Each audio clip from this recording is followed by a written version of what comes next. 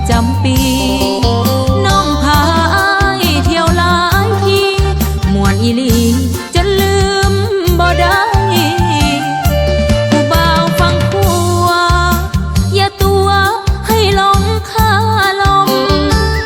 ย่านพ่อแอวกลมอ้ายนั้น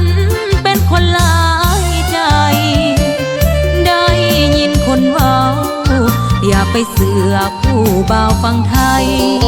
สาวลาวน้องแห่งคิดลายย่านอ้ายเป็นคือคำคนสาก่อนอ้ายจากเมืองสัญญากับน้องจังได้สิพาไปเที่ยวไทย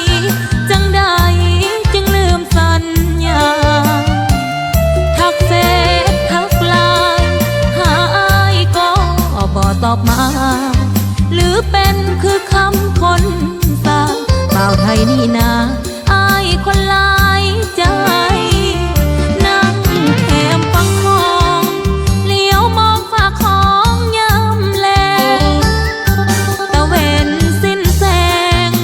ย่านน้องคอยแล้วสิ้นใจถ้ายังบ่ลืมบ่หลอกผู้สาวฟังตายให้อ้ายมาหาน้องไว้ผู้สาวฟังตายยังคอยอ้ายอยู่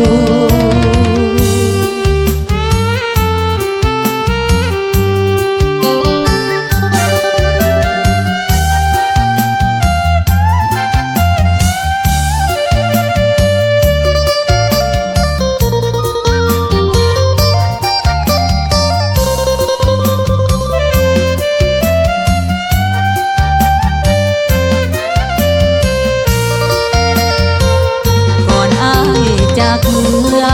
สัญญากับน้องจังได้สิพาไปเที่ยวไทย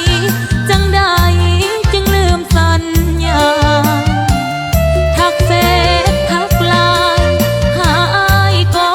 บ่ตอบมาหรือเป็นคือคำคนสาบ่าวไทยนี่นาอ้ายคนหลายใจนั่งแคมฟังของเลี้ยวมองฝากของยามแลตะเวนสิ้นแสงย่านน้องคอยแล้วสิ้นใจถ้า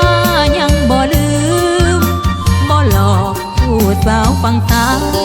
ให้อ้ายมาหาน้องไว้ผู้สาวฟังตายยังคอยอ้ายอยู่